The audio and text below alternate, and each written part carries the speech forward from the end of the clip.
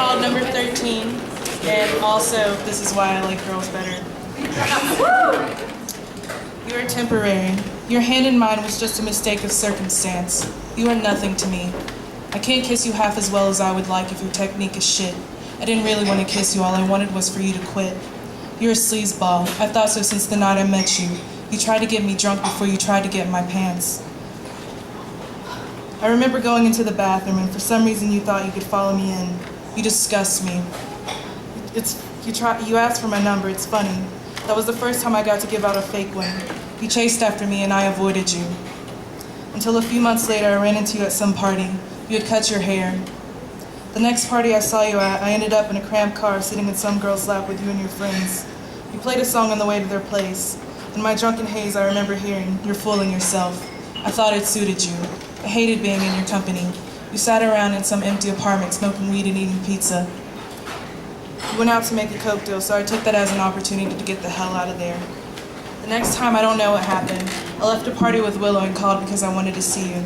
I was blacked out during that part. All I can see is myself talking to the posters in your living room, Bob Marley and old George Harrison. They were the only ones in the room who understood what it is to be a silenced visionary.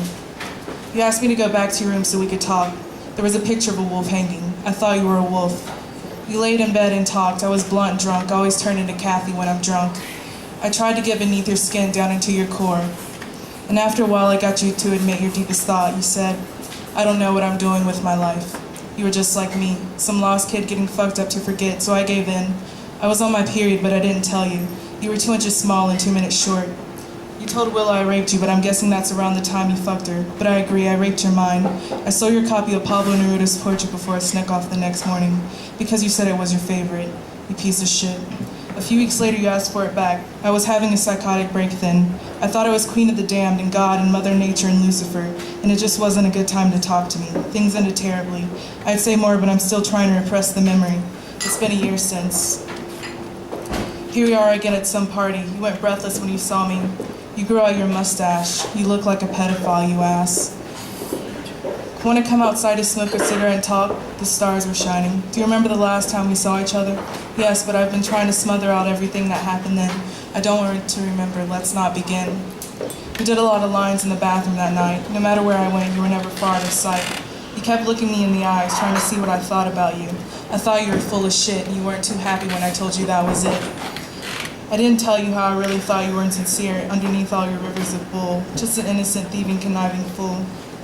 I somehow found myself on a bathroom counter, cradling you between my legs after I told you no.